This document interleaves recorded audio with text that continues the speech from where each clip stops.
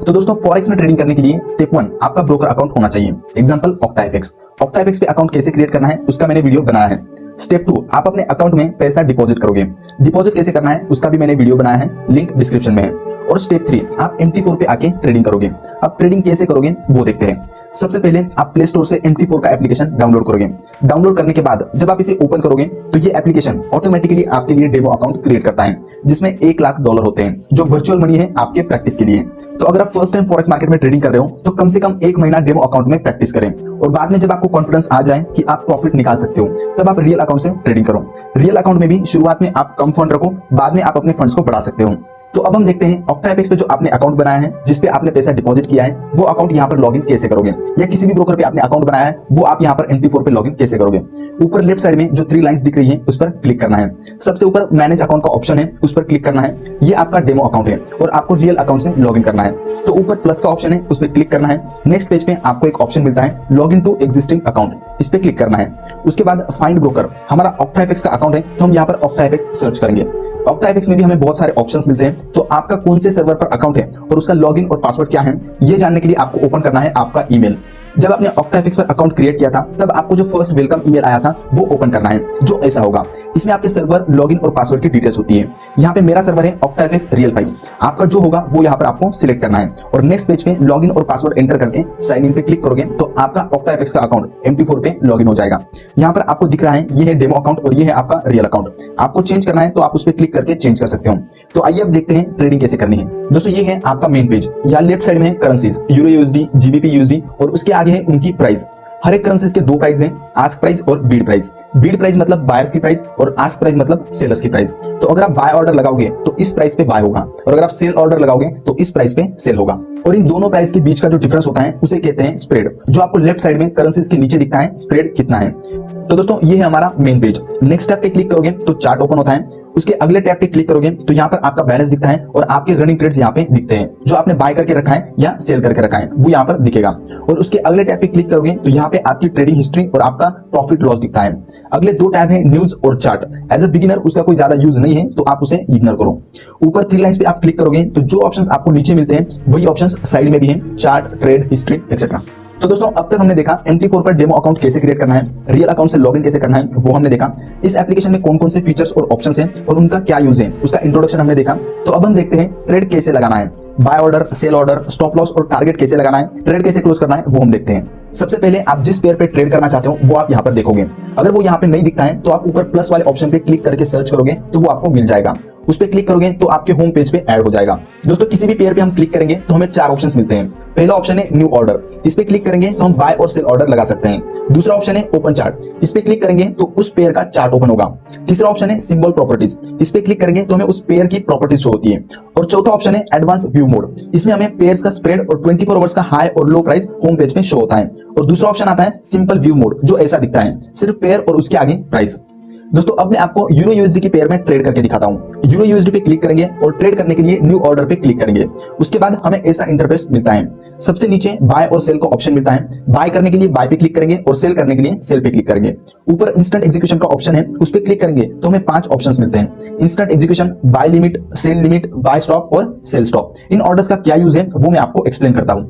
Instant execution मतलब अभी जो करंट मार्केट प्राइस है उस प्राइस पे आप बाय करना चाहते हो या सेल करना चाहते हो तो इंस्टेंट एग्जीक्यूशन का यूज करोगे। करंट प्राइस क्या है वो आपको यहाँ पर शो होती है। ये आस्क प्राइस है और ये बीड प्राइस है। अगर आप बाय ऑर्डर लगाओगे तो इस प्राइस पे बाय होगा, और अगर आप सेल ऑर्डर लगाओगे तो इस प्राइस पे सेल होगा। दूसरा ऑप्शन है बाय लिमिट, अगर आप करंट मार्केट प्राइस से नीचे बाय करना चाहते हो तो आप बाय लिमिट का ऑप्शन यूज करोगे। बाय लिमिट पे क्लिक करने के बाद यहाँ प्राइस एंटर कर दोगे जिस प्राइस पे आप बाय करना चाहते हो, और प्लेस पे क्लिक कर दोगे तो आपका ये ऑर्डर पेंडिंग रहेगा। जब करंट प्राइस आपके प्राइस तक आ जाएगा तो ऑटोमेटिकली बाय हो जाएगा और आपका ट्रेड ओपन हो जाएगा। तीसरा ऑप्शन है सेल लिमिट, अगर आप करंट मार्केट प्राइस से ऊपर सेल करना चाहते हो तो आप सेल लिमिट का ऑप्शन यूज करोगे। सेल लिमिट पे क्लिक करने के बाद यहाँ प्राइस एंटर कर दोगे जिस प्राइस पे आप सेल करना चाहते हो, और प्लेस पे क्लिक कर दोगे। आपका ये ऑर्डर पेंडिंग रहेगा। जब करंट मार्केट प्राइस आपके प्राइस तक आ जाएगा तो ऑटोमेटिकली सेल हो जाएगा और आपका ट्रेड ओपन हो जाएगा। चौथा ऑप्शन है बाय स्टॉप, अगर आप करंट मार्केट प्राइस थोड़ा ऊपर चला जाएगा तब बाय करना चाहते हो तो आप बाय स्टॉप का ऑप्शन यूज करोगे। अब आप पूछोगे कि करंट मार्केट प्राइस से ज्यादा प्राइस में बाय क्यों करेंगे, तो दोस्तों ये उनके लिए है जो ट्रेडर्स ब्रेक थ्रू या ब्रेक डाउन पे ट्रेड लेते हैं। अगर प्राइस रेजिस्टेंस पे है और आप चाहते हो कि जब ये रेजिस्टेंस ब्रेक कर देगा तब आप बाय करोगे, लेकिन जब तक प्राइस रेजिस्टेंस ब्रेक करेगी तब तक आप वेट नहीं करना चाहते हो, लैपटॉप के सामने बैठे नहीं रहना चाहते हो, तो आप रेजिस्टेंस के ऊपर किसी प्राइस पे बाय स्टॉप लगा दोगे। ये ऑर्डर आपका पेंडिंग रहेगा। जब प्राइस रेजिस्टेंस ब्रेक करके आपके प्राइस तक आएगी तब ऑटोमेटिकली आपका बाय ऑर्डर लग जाएगा। और पांचवा ऑप्शन है सेल स्टॉप। अगर आप करंट प्राइस से नीचे सेल करना चाहते हो तो आप सेल स्टॉप का ऑप्शन यूज करोगे। अगर प्राइस सपोर्ट पे है और आप चाहते हो कि सपोर्ट ब्रेक करने के बाद आप सेल ऑर्डर लगाओगे, लेकिन जब तक प्राइस सपोर्ट ब्रेक करेगी तब तक आप वेट नहीं करना चाहते हो, लैपटॉप के सामने बैठे नहीं रहना चाहते हो, तो आप सेल स्टॉप का ऑप्शन यूज करोगे। सेल स्टॉप पे क्लिक करने के बाद सपोर्ट के नीचे जिस प्राइस पे आप सेल करना चाहते हो वो प्राइस एंटर करके ऑर्डर प्लेस कर दोगे। जब प्राइस आपके प्राइस तक आ जाएगा तब ऑटोमेटिकली आपका सेल ऑर्डर एग्जीक्यूट हो जाएगा। आई होप मैं आपको ये 5 ऑप्शन समझाने में कामयाब रहा। हाँ या ना मुझे कमेंट करके जरूर बताइए। अब मैं आपको लाइव ट्रेड करके दिखाता हूँ बाय ऑर्डर कैसे लगाना है और सेल ऑर्डर कैसे लगाना है। फॉर एग्जांपल मुझे यूरो यूएसडी में ट्रेड लेना है। सबसे पहले मैं यूरो यूएसडी पे क्लिक करूंगा, उसके बाद न्यू ऑर्डर पे क्लिक करूंगा। मेरे सामने ऐसा इंटरफेस ओपन होगा। सबसे ऊपर है इंस्टेंट एग्जीक्यूशन, मैं इसे ऐसा ही रहने दूंगा। इंस्टेंट एग्जीक्यूशन के नीचे है 1.00, ये आपकी लॉट साइज है। यहाँ आप सिलेक्ट कर सकते हो आप कितनी लॉट साइज लेना चाहते हो। अगर आप बिगिनर हो तो आप 0.01 लॉट साइज से ही ट्रेड करो। मैं यहाँ पे लॉट साइज कम कर देता हूँ 0.01। लॉट साइज के नीचे 2 प्राइस है। अगर आप बाय करेंगे तो इस प्राइस पे बाय होगा और सेल करेंगे तो इस प्राइस पे सेल होगा। प्राइस के नीचे आपको 2 लाइंस दिख रही है, एक रेड लाइन और एक ग्रीन लाइन। रेड लाइन में आपको स्टॉप लॉस प्राइस एंटर करनी है और ग्रीन लाइन में आपको टारगेट प्राइस एंटर करनी है। अगर ट्रेड आपके अपोजिट डायरेक्शन में जाता है तो आपने जहां पर स्टॉप लॉस लगाया है वहां पर ट्रेड ऑटोमेटिकली क्लोज हो जाएगा। आपका उतना ही लॉस होगा जितना आपने स्टॉप लॉस लगाया है। और अगर ट्रेड आपके फेवर में जाता है तो आपने जो टारगेट प्राइस रखी है वहां तक आने के बाद ट्रेड ऑटोमेटिकली क्लोज हो जाएगा और आपका प्रॉफिट बुक हो जाएगा। लॉट साइज, स्टॉप लॉस और टारगेट प्राइस एक बार चेक करके हम बाय पर क्लिक कर देंगे। ये हमारा ट्रेड ओपन हो गया है। हमने बाय ऑर्डर लगाया है तो अगर प्राइस यहाँ से ऊपर जाएगी तो हमारा प्रॉफिट होगा और अगर प्राइस यहाँ से नीचे जाएगी तो हमारा लॉस होगा।